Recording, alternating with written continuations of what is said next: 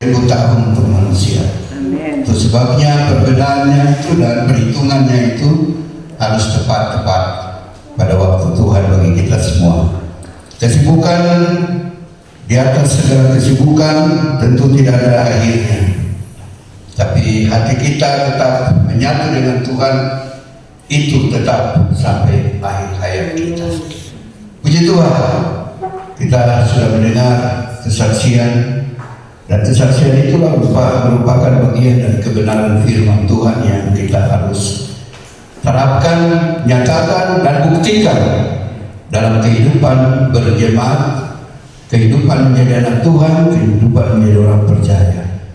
Karena kalau kita aktif giat, tapi kalau kita pasif dalam melakukan kehendak Tuhan dan firman Allah, tidak ada nilainya. Ya. Jadi kita harus aktif dimanapun kita berada. Kesaksian kita, pelayanan kita, doa kita, itu semua merupakan bagian-bagian yang harus kita gumuli dalam hidup ini.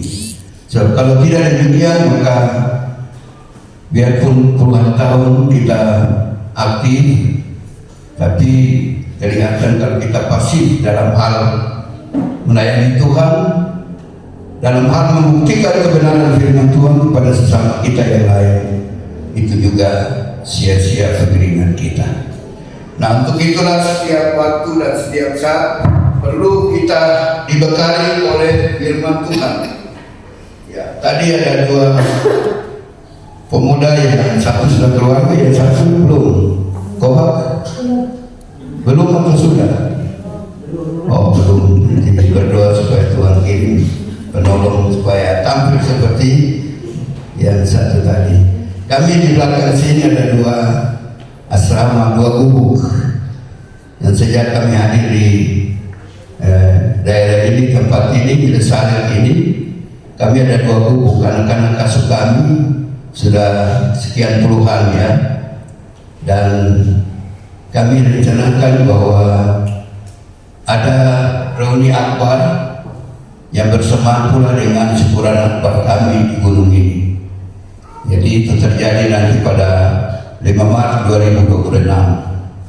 Jadi saya terus sampaikan, ingatkan, karena ini persiapan jauh hari, yang namanya reuni atau syukuran akbar itu acaranya lebih luar biasa. Dan itu sebabnya jemaat tunai lama tampil terus supaya ke depan kita bisa menikmati berkat-berkat Tuhan yang sudah dijanjikan oleh Tuhan bagi kita. Semua yang kami asuh di sini, jemaat ini tadi 2 pemuda sudah sampaikan tadi, tapi sebagian besarnya masih belum. Jadi kalau di kompleks lama di Wamena di sana, kami hanya membina anak-anak untuk jadi hamba Tuhan yang sekarang bekerja di gunung ini. Tapi di sini belum ada yang tampil jadi hamba Tuhan. Jadi saya juga pikir, aduh, mungkin saya gagal kah atau bagaimana sampai belum ada yang tampil di sini. Ya, ada satu anak Lola, dia penjual kue dulu. Tuh, Ibu Gembala punya murid dalam pembinaan. Ada 2 orang jual kue, dan tiap pagi mereka ada di jalan-jalan, ada di terminal, mereka jual kue. Untuk membantu kami membangun gereja pertama di belakang sini. Ya, akhirnya yang satu kami lepas dia karena dia bilang, Bapak saya mau sekolah kita. Iya sudah. Pilih sudah mau kemana? Memang sudah saya sekolah di Sentari. Nah, sudah dia sudah jadi hamba Tuhan, tapi ini sudah pakai dia jadi yang penting jadi hamba Tuhan. Tapi belum ada yang hamba Tuhan untuk melayani di GBD di sini. Tapi sekarang di Yahukimo, anak-anak asuh di sini semua sudah berjemaat di Yahukimo, dan mereka sudah sebagian sudah melayani Tuhan. Saya bersyukur. Tapi banyaknya sudah menjadi manusia pegawai. Jadi dalam pembinaan kami tidak hanya untuk membentuk manusia rohaninya saja, tetapi juga harus membentuk karakter, watak, dan pembinaan supaya mereka bisa menjadi orang untuk negeri sendiri. Haleluya. Jadi tujuan kita yang datang di gunung ini seperti begitu. Jadi kalau di dalam gereja kita jadi berkat untuk sesama kita yang lain, itu sudah. Lalu bukan dari pelayanan gereja, tapi dalam kehidupan beribadah, berjemaat, kalau kita bisa bina orang untuk mengerti arti hidup, itu sudah bagian-bagian yang kita harus tabur dan kita harus tuai hasilnya pula. Makanya kami rencanakan syukuran akbar di tahun 2026 dalam perasaan syukuran peringatan 50 tahun setengah abad kita melayani di gunung, dan usia Bapak Gembala 80 tahun kami taruh di hari itu. Jadi sebabnya saya sampaikan jauh hari agar jemaat bisa ingat-ingat selalu, dan nanti ada program yang kami turunkan, maka jemaat juga akan terlibat langsung untuk sama-sama kita bersyukur. Karena setelah saya buka catatan saya melihat bagaimana kalau di jemaat sana saya sudah tidak hitung lagi karena cukup banyak. Kalau di sini sudah lebih 100 anggota keluarga yang kami gembalakan di sini, tapi tiba dan berangkat, artinya pindah-pindah dan lain sebagainya, sehingga jemaat yang ada sekarang adalah jemaat yang mulai berdatangan lagi dalam pelayanan pengembaraan kami. Tapi kami bersyukur kepada Tuhan bahwa tidak pernah Tuhan tutup telinga dan tidak pernah tangan Tuhan pendek untuk kami. Sampai detik ini kami masih menikmati kehidupan yang diberkati oleh Tuhan. Haleluya. Nah, kehidupan yang diberkati oleh Tuhan ini kami bagi-bagi, sehingga tidak hanya kami saja sebagai hamba Tuhan yang diberkati, tapi umat Tuhan juga harus diberkati. Berapa banyak orang-orang Pentakosta, orang GPDI yang ada di gunung ini diberkati oleh Tuhan, dan kami masih ada sampai hari ini. Kami masih ikuti perkembangan gereja sampai hari ini. Tapi nanti pada hari yang kelak nanti baru kami akan sampaikan hasil-hasil yang nyata di daerah ini bagi kemuliaan nama Tuhan. Kita buka kitab Kisah Para Rasul.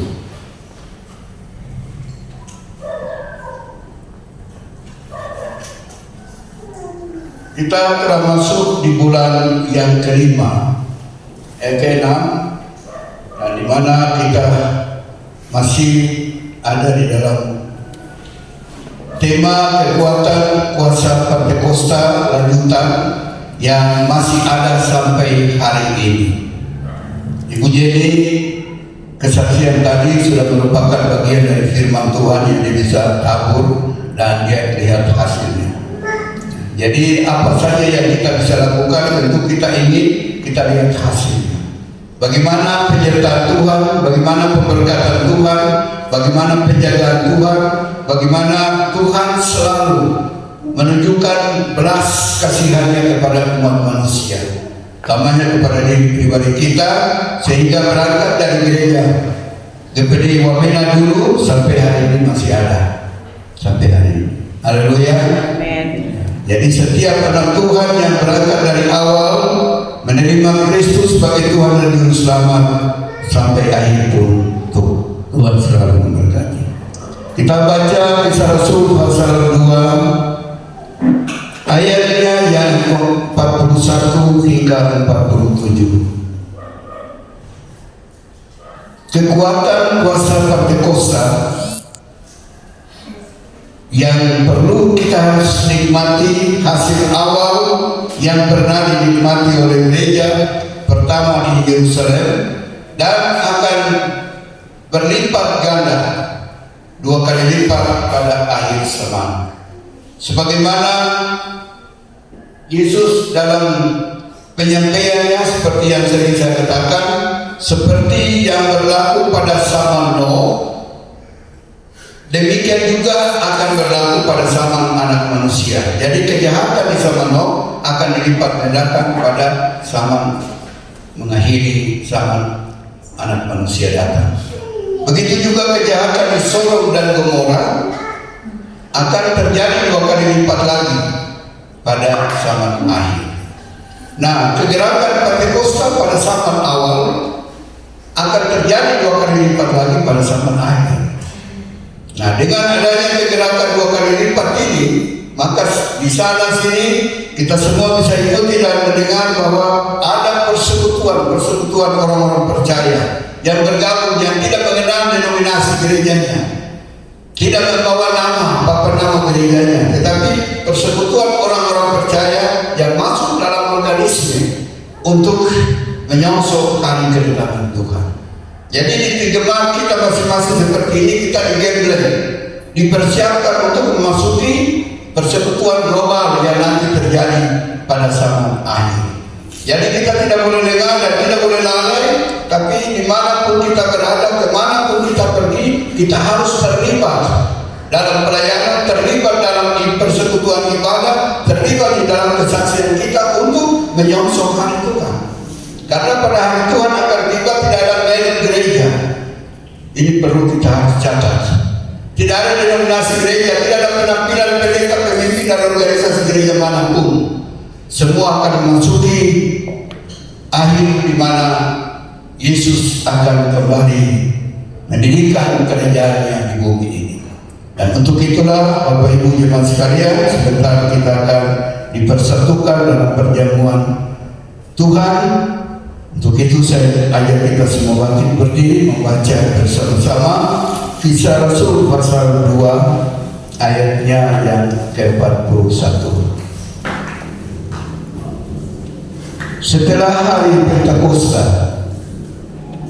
murid-murid telah dipenuhi dengan Roh Kudus.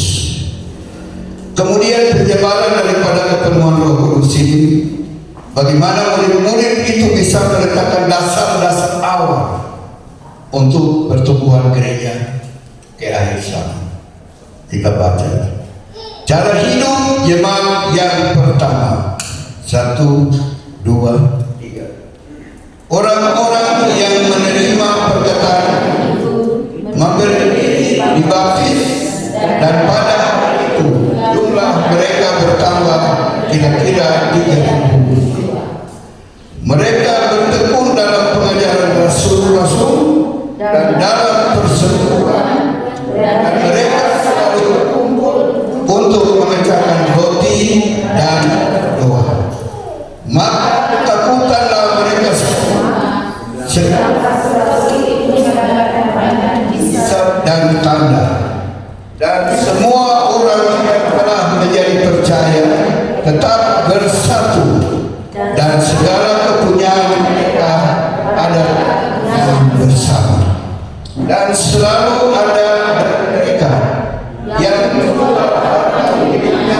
lalu membagi-bagikannya kepada semua sesuai dengan kelompok masing-masing. Dengan bertekun dan dengan hati, mereka berkumpul tiap-tiap hari dalam bait Allah. Mereka memecahkan roti di rumah-rumah masing-masing secara bergilir dan makan bersama-sama dengan gembira dan dengan tulus hati sambil memuji Allah, dan mereka disukai semua. Dan tiap hari Tuhan menambah jumlah mereka dengan orang yang bersama. Haleluya, berikan pujian bagi Tuhan. Baik jemaat Tuhan yang terkasih, di hari yang bahagia minggu pertama kita sebentar akan dipersatukan di dalam Tuhan melalui meja roti dan anggur. Saya arahkan pandangan kita untuk pertama hari ini dalam tema ini, untuk bagaimana kita harus berusaha mempertahankan kekuatan kuasa Pentakosta. Artinya kuasa dari pekerjaan Roh Kudus, bukan kekuatan gereja Pentakosta di Indonesia, tidak, tapi kekuatan kuasa Pentakosta yang sampai hari ini masih tetap ada dan terus akan ada, dan sampai kepada hari Tuhan datang kembali pada kali yang kedua. Bapa, itulah yang disebut Allah di dalam nama Bapa, Allah di dalam nama Anak Yesus, dan Allah di dalam nama Roh Kudus. tiga nama ini esa jadi satu, sehingga program kerja Allah pada zaman awal, zaman pertengahan dan zaman akhir terlaksana karena kesatuan yang dibangun, yang diikat menjadi satu oleh Tritunggal Bapa, Anak dan Roh Kudus. Alkitab katakan tidak seorang pun yang dapat melihat Allah Bapanya, tapi kita bisa mengenal Bapanya melalui anaknya Yesus, karena Yesus pernah datang ke dunia. Nah, sekarang bagaimana kita bisa mengenal Roh Kudus? Nah, Roh Kudus ini dia adalah oknum Allah yang tidak bertubuh, tapi dia adalah Allah Roh yang dalam Alkitab katakan dia dalam bentuk seperti burung merpati waktu dia turun di atas kepala Yesus, tinggal di atas bahu Yesus pada waktu dibaptis di Sungai Yordan.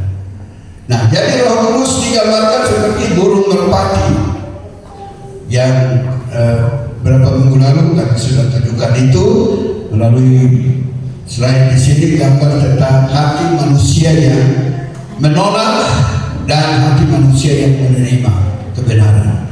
Yang menolak kebenaran firman Tuhan terikat di dalam kehidupan kepribadiannya, karakternya, watak manusianya, dan menutup telinga dan mata untuk melakukan kebenaran firman Tuhan. Nah, kita hati-hati dan waspada supaya hal ini tidak boleh ada dalam kehidupan kita. Tapi menerima artinya kita membuka diri supaya terang Kristus bersinar di hati kita. Terang dari Allah Bapa melalui firman dan melalui Roh Kudus dan salib Yesus harus menerangi hati kita. Dan kalau hati kita sudah dibaharui balik, nah itu yang dikatakan kita sudah lahir baru dalam Yesus Kristus untuk mengikat diri dengan Tuhan menjadi satu roh dengan Dia. Nah, setelah hari Pentakosta, janji Tuhan setelah 10 hari sesudah murid-murid berkumpul dan banyak orang yang berhimpun pada waktu hari Pentakosta, hari ke-50, hari yang dimana sudah saya jelaskan hari Pentakosta bahwa perhitungan Israel keluar dari tanah Mesir, mereka menghadapi Pentakosta yang pertama waktu mereka ada di kaki Gunung Sinai, dan Tuhan datang berfirman, berbicara di atas gunung, dan Tuhan sampaikan berita itu kepada umat Israel. Nah, kemudian jadi dihitung dari waktu mereka datang Paskah di Mesir sampai mereka terima Pentakosta di Gunung Sinai ada 50 hari.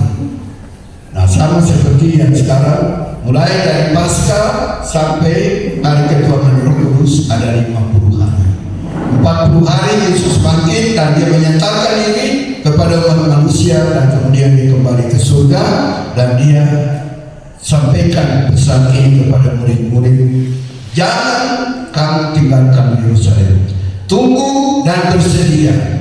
Dan pada hari yang ke-10 tibalah hari Pentakosta, di mana ayat 4 dari firman Tuhan Kisah Rasul 2 yang berkata, maka penuhlah mereka dengan Roh Kudus, lalu mereka mulai berkata-kata dalam bahasa-bahasa lain seperti yang diberikan oleh Roh itu kepada mereka untuk mengatakannya. Setelah semua orang yang berkumpul di Yerusalem mendengar dan merasakan situasi, 3 tanda yang terjadi bagi murid-murid dan bagi semua orang yang ada pada hari itu, yaitu serbu angin, tiupan angin yang luar biasa hebat melanda daerah itu. Kemudian ada lidah api yang turun. Mereka melihat itu dan kemudian mereka dengar bahwa ada bahasa-bahasa mereka yang diucapkan oleh murid-murid. Jadi semua bahasa yang ada di Timur Tengah dan sampai di Asia, mereka semua mendengar bahasa mereka dan mereka berkata satu sama lain, orang-orang ini kenapa mereka bisa bicara kita punya bahasa, mereka terpelajar di mana? Ya. Tapi kita harus ingat dan tahu bahwa Tuhan memperlihatkan kehebatan kuasa kealahannya kepada manusia lewat 3 tanda tadi, supaya dunia tahu, dunia mengerti, dan dunia sadar bahwa Allah Bapa, Anak, dan Roh punya otoritas kuasa yang bekerja, yang sanggup dan mampu untuk merubah hidup manusia yang rusak menjadi manusia baik.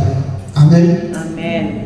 Jadi tidak selamanya manusia itu pasif untuk mendengar firman Tuhan, tapi aktif mendengar dan melakukan firman Tuhan.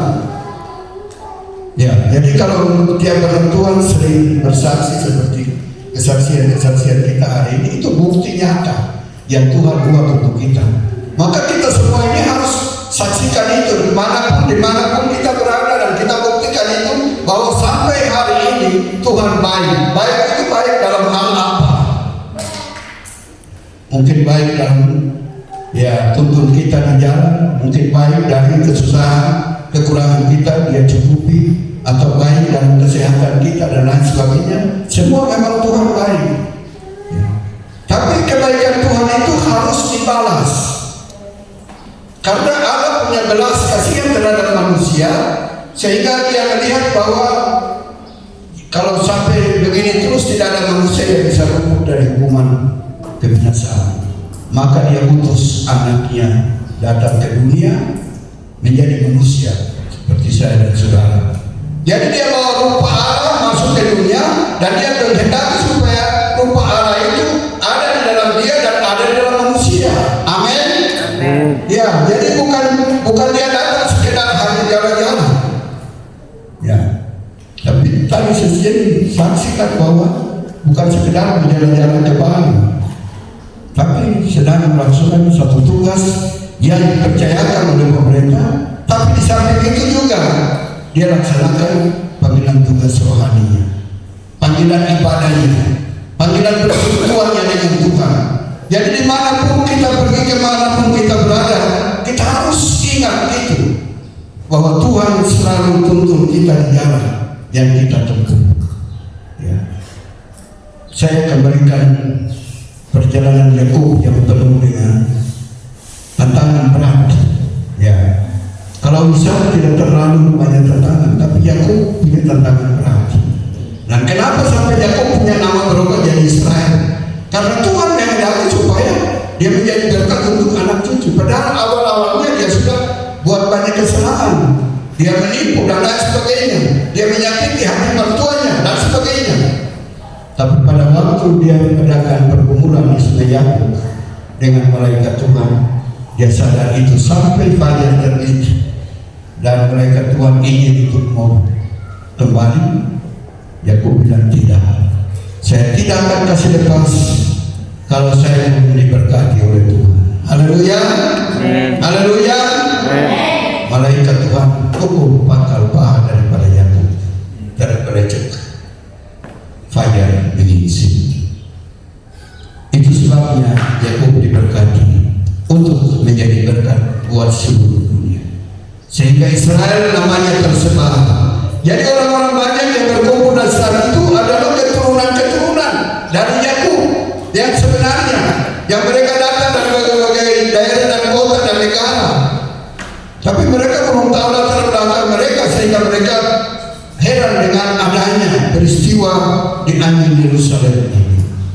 Dan kalau kita lihat sekarang di mana-mana, Israel yang tersebar ke seluruh dunia sedang bersiap-siap untuk kembali ke negeri mereka. Dan kita semua juga akan datang dari latar belakang kehidupan yang berbeda-beda, tapi saatnya Tuhan akan menghimpunkan kita kembali. Nah, saya antar kita masuk sedikit kepada peristiwa cara hidup jemaat yang pertama di Yerusalem. Saya hanya ingin untuk ada waktu yang cukup saya membahas satu persatu, kata demi kata, supaya pengertian pemahaman kita semakin jelas. Tapi kiranya Tuhan menolong pada waktu-waktu berikut. Ada 4 kekuatan yang dibangun oleh murid-murid pada waktu itu adalah mereka bertekun dalam pengajaran Rasul, dan kedua dalam satu persekutuan kebersamaan mereka, dan yang ketiga dalam berkumpul untuk memecahkan roti perjamuan Tuhan, Yang keempat, mereka berdoa.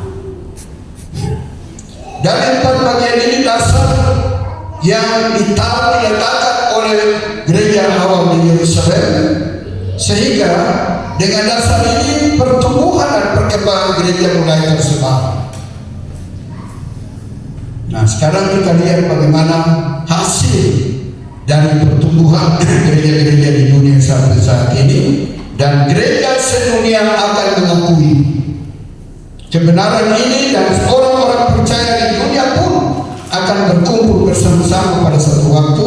Seperti tadi saya katakan tadi, bahwa secara universal kita akan masuk di dalam satu persekutuan gereja Tuhan yang disebut sebagai pengantin dari Yesus Kristus sendiri. Secara lokal ya masing-masing gereja denominasi, kembali lagi ke masing-masing denominasi, masing-masing jemaat, dan akhir daripada universal atau global itu sampai ke lokal, maka pribadi saya dan saudara. Haleluya. Amin. Pribadi saya dan saudara adalah tahta dari Allah, yaitu hati kita yang pernah saya tunjuk lewat gambar itu. Jadi pribadi kita ini yang kita siapkan diri kita dulu, sehingga saatnya nanti kita akan mulai menghimpunkan dan membawa diri, menyatakan diri bersekutu berjemaah ke mana. Seperti tadi kebangsaan pemuda tadi, mereka sadar bahwa mereka berasal dari sini, mereka kembali ke sini. Haleluya. Haleluya. Ya, mereka kembali, Bapak Gembala masih ada. Jadi Bapak Gembala harap supaya maju terus buat Tuhan. Apa yang saudara-saudara telah temukan dalam pengalaman hidup sampai hari ini masih ada, Tuhan tetap memberkati dan Gembala tetap mendoakan. Dan begitu juga kepada jemaat.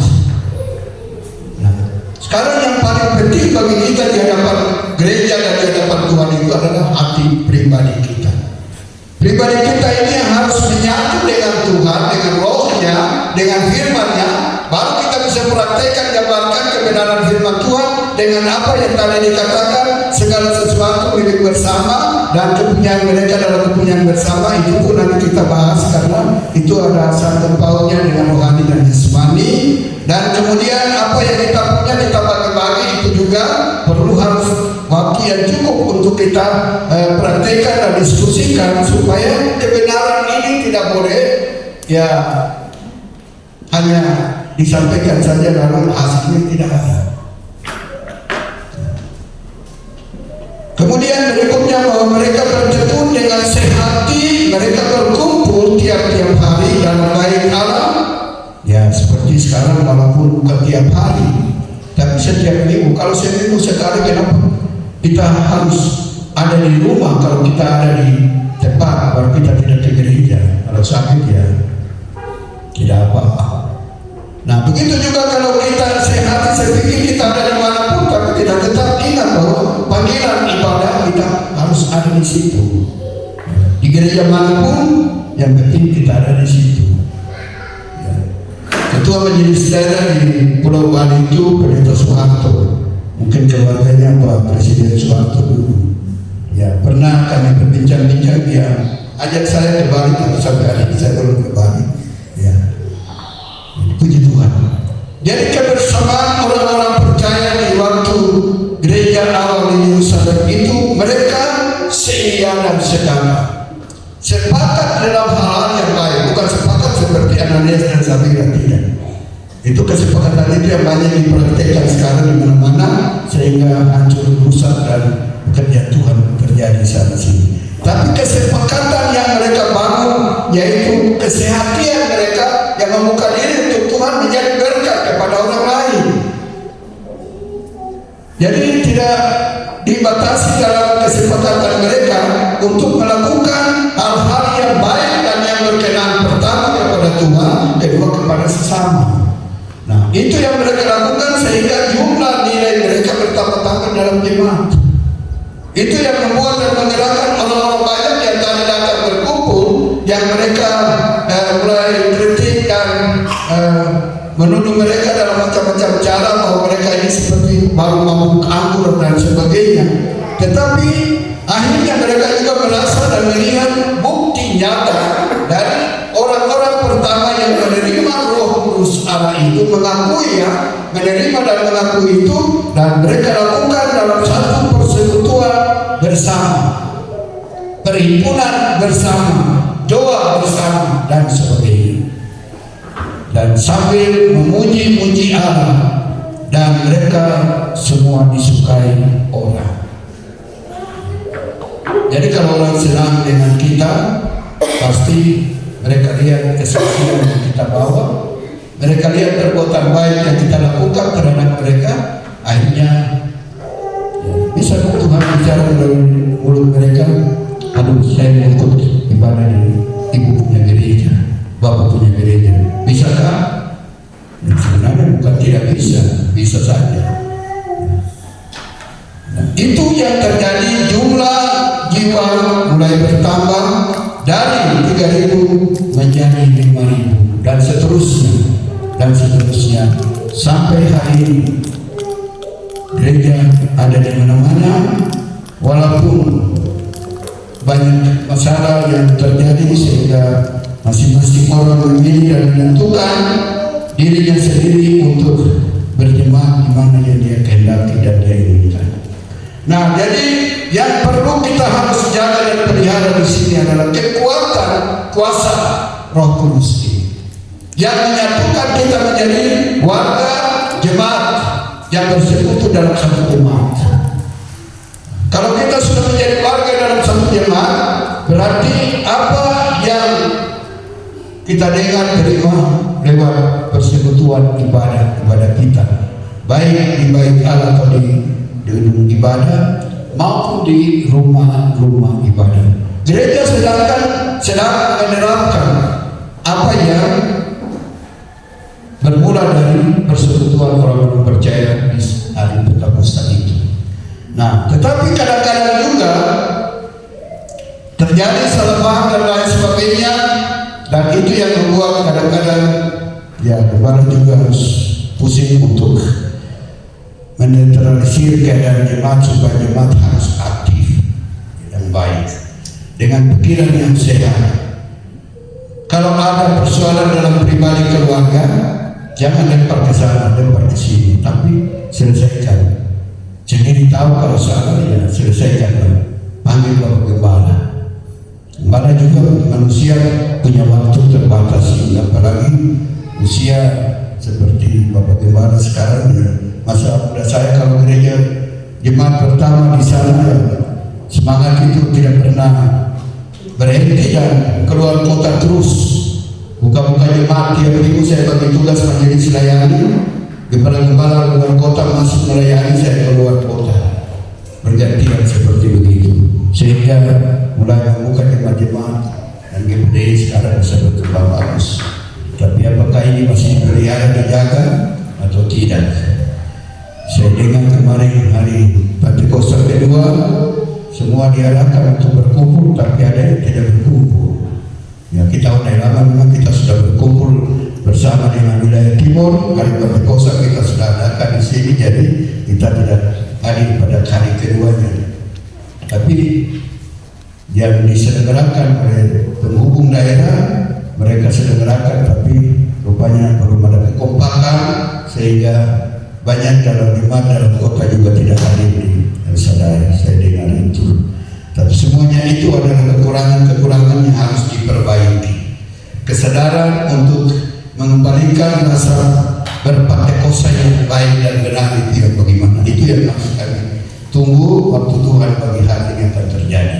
Nah, jadi kita lihat bahwa 4 kekuatan tadi dalam hal bertekun dengan pengajaran Rasul. Kami tidak boleh keluar dari pengajaran firman Tuhan yang diajarkan oleh Yesus, yang diteruskan oleh Rasul-Rasul. Dan pengungkapan rahasia kebenaran firman Tuhan ini tidak boleh diajarkan Injil yang lain. Kadang-kadang ada pengajaran-pengajaran lain yang bertabrakan dengan doktrin Alkitab yang sebenarnya, tapi itu pun selalu dikoreksi sehingga setiap hamba Tuhan selalu siap untuk menghadapi tantangan. global yang nanti terjadi, di mana penyesal akan bermunculan ke seluruh dunia. Yang saya kehendaki bagi jemaat kita ada di sini untuk kita pertahankan kuasa Pentekosta ini. Kuasa pekerjaan Roh Kudus ini untuk harus menjaga kebersamaan, kesatuan dan persatuan. Dengan satuan dan persatuan, kehangatan rohani selalu ada dan semangat rohani kita juga selalu ada dan tidak boleh keluar. Jadi itu yang perlu saya ingatkan kepada jemaat, sehingga sekalipun kita masih dalam perkembangan ke depan nanti, tapi yang ada sekarang mari kita membangun satu kekuatan kuasa, yaitu dan pekerjaan Roh Kudus yang ada di dalam kita semua. Setelah kita diisi dengan Roh sesuai dengan tulisan pesan Paulus dalam 1 Korintus 12 ayat 13 itu, kita semua telah diisi dengan satu Roh saja, yaitu Roh Kudus dari Allah yang datang pada hari Pentakosta. Dan disitulah Roh Kudus bekerja menuntun dan memimpin para rasul-rasul dan seterusnya berkembang sampai ke seluruh dunia. Untuk hari ini mari kita menjaga dan memelihara kesatuan dan persatuan berjemaat. Ya, pemuda kita sudah mulai tampil. Tadi sudah saya dengar ada bahasa Inggris sudah masuk. Ya, syukur-syukur sudah. Ya, tadi ada dulu bahasa Inggris juga itu. Ya, ada mahasiswa yang sudah selesai bahasa Inggrisnya. Mudah-mudahan bergabung lagi supaya kita semua bisa belajar bahasa Inggris di sini. Anak-anak di Boston semua berbahasa Inggris. Cuma bapak dengan ibu yang masih bahasa Belanda terus. Tapi kalau bahasa Belanda masih ada sisa-sisa. Nah, jadi itu sebabnya mari semangat Pentekosta ini pemuda pertahankan, karena pemuda adalah tulang punggung dari gereja. Yang hari ini saya pesankan supaya mari ya satukan semangatmu dan hangatkan kehangatan rohanimu untuk tetap bersatu untuk menjadi berkat bagi yang lain. Haleluya. Pemuda berdiri. Coba saya minta pemuda yang tadi menyanyi bahasa Inggris itu berdiri ya. Berdiri tepat, bukan di depan, berdiri. Berdiri di depan. Ya. Berdiri. Sekali tampil jangan terus tampil lalu mundur lagi. Ya, tampil terus. Ya. Bagaimana Anda siapkan seragam untuk pemuda? Yang penting tampil dulu. Kalau tidak tampil tidak, tapi harus tampil dulu. Supaya kita memperkenalkan semangatmu, kehangatan rohanimu, semangat dan kehangatan rohanimu, supaya jadi berkat untuk yang lain. So, di sini tidak ada bapak-bapak yang usia 50 tahun, semua masih ada di bawah 60 tahun. Jadi mari berarti kita semua menjadi pemuda perkasa, pemuda yang memiliki semangat Pentekosta yang terus dinyalakan api itu, dan api terus tinggal menyala sampai Tuhan Yesus datang. Jadi pengajaran Rasul adalah dasar untuk gereja bertumbuh dan berkembang. Kemudian persekutuan dalam satu kesatuan roh, kita bersama-sama berkumpul untuk memecahkan roti, berjamaah kudus dan berdoa bersama-sama.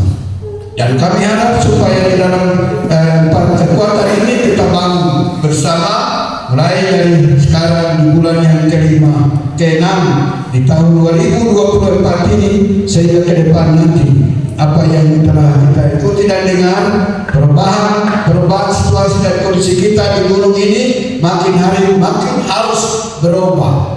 Dan di gereja pun juga makin hari makin berubah. Bukan hanya kita tumpang tindih dengan masalah, tinggal terus dengan masalah sampai tidak ada perubahan, perkembangan, dan akhirnya ya pasti kita mundur ke belakang lagi, orang lain yang lebih maju. Jadi kekuatan kuasa Pentekosta mari kita di jemaat Tunai Lama ini kita pertahankan terus, menjaga kesatuan dan persatuan, dan menjaga dan memelihara pengajaran firman Tuhan, doktrin Alkitab yang benar untuk kita ajarkan kepada orang lain, dan kemudian kita memelihara dan menjaga persekutuan doa bersama, sehingga setiap kegiatan kita, setiap langkah kita, setiap usaha kita, setiap perkembangan yang kita hadapi saat ini, kita semua mengisi dan diisi supaya kita jadi berkat bagi dunia. Haleluya. Amin. Ya. Tanpa itu kita tidak akan jadi berkat. Jadi peliharalah, jagalah semangat itu, dan semangat itu tidak boleh korup, tapi layanilah Tuhan dan biarlah rohmu menyala-nyala. Tuhan memberkati kita dengan renungan singkat untuk hari ini, sehingga pembacaan firman Tuhan tentang cara hidup jemaat yang pertama menjadi landasan bagi semua pertumbuhan gereja di akhir zaman. Dan setiap gereja yang tampil dengan pengalaman dasar ini dianugerahkan 2 kali lipat berganda, sehingga Roh Kudus bekerja secara luar biasa dan mujizat Yesus pasti nyata di mana-mana di saat gereja terapkan kebenaran firman Tuhan. Kalau zaman akhir Tuhan berkata, firman Tuhan buatan Nabi Yoel, Nabi Pentakosta, dia katakan bahwa 2 kali lipat hujan awal, hujan akhir dicurahkan, sehingga orang muda, orang tua, taruna dan lain sebagainya akan mendapat penglihatan, dan mereka akan berbicara dalam bahasa lain. Itu bahasa sorga yang nanti diturunkan, sehingga semua punya satu nada, satu suara dalam satu ruang gerak untuk menyiapkan diri menyusul hari kedatangan Kristus pada kali yang kedua. Amin.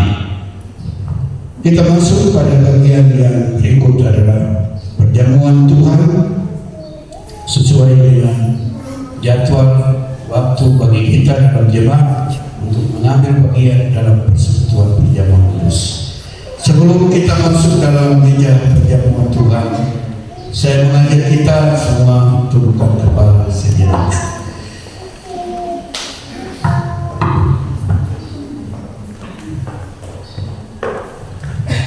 Di hadapan tahta Maha Kudus yang Bapa, sekali lagi kami tundukkan kepala kami dan kami angkat hati kami bahwa hari ini kami diingatkan oleh Tuhan supaya kami memelihara dan menjaga cara hidup berjemaat sesuai dengan dasar jemaat mula-mula di Yerusalem. Dan kalau itu adalah kehendak Tuhan bagi jemaat-jemaat Tuhan yang hidup di zaman akhir ini, maka kehendak Tuhan pula bagi kami jemaat Tuhan yang ada di dunia lama ini. Kami akan ingin dan kami berkehendak supaya hadirat Allah ada selalu di tempat ini. Api Tuhan selalu menyala di tempat ini dalam persekutuan berjemaat, sehingga yang suam-suam kuku akan mengalami kehangatan rohani 2 kali lipat, dan semangat rohani pun juga akan terjadi 2 kali lipat.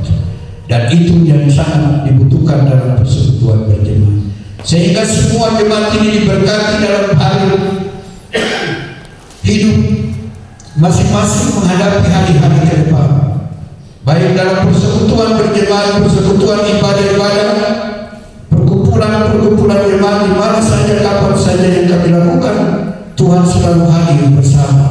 Dan juga dalam semua tugas-tugas keseharian, setiap kami yang ada diberkati dalam tugas-tugas kami, baik di kantor ataupun di perusahaan ataupun pendidikan dan lain sebagainya, sehingga berkat rohani dan jasmani terus berganda dalam kehidupan kami, sehingga apa yang kami tahu kami harus tuai hasil yang berganda pula. Dan itu adalah kehendak Tuhan bagi kami. Itu sebabnya hari ini Tuhan mengingatkan kami kembali ke landasan pertama, waktu Tuhan mengirim Roh Kudus, dan semua orang percaya pada hari itu telah menerima Roh Kudus, dan mereka sudah menata cara hidup jemaat yang mula-mula untuk menjadi landasan pertama bagi pertumbuhan dan perkembangan gereja yang dimulai dari Yerusalem, Judea dan Samaria sampai ke seluruh dunia, ke penghujung dunia, ke akhir zaman yang akan ada. Kami bersyukur atas kebaikan Tuhan. Terima kasih buat pertolongan Tuhan yang sudah terjadi bagi kami. Kami siap saat ini untuk menghadapi meja perjamuan Tuhan. Diberkatilah meja perjamuan Tuhan ini sebagai tanda atau sebagai satu bagian dari persekutuan berjemaat, sehingga kami diikat menjadi satu dalam tubuh dan darah Tuhan Yesus yang pernah mati di kayu salib bagi kami, dan di mana Yesus sendiri berkata, "Akulah roti hidup, dan siapa yang makan dari roti ini akan hidup untuk selama-lamanya, dan siapa yang minum darah mengingatkan, dia memberitakan kasih karunia Allah dari sekarang sampai Yesus datang kembali. Artinya tubuh dan darah Tuhan mempunyai kekuatan kuasa untuk mengantar setiap umat orang-orang percaya yang makan tubuh dan minum darah akan hidup dalam kesaksian yang hidup dan bersaksi terus sampai Tuhan Yesus datang kembali. Tuhan memberkati meja di dalam nama Bapa, Putra dan Roh Kudus, yaitu Tuhan Yesus Kristus. Haleluya.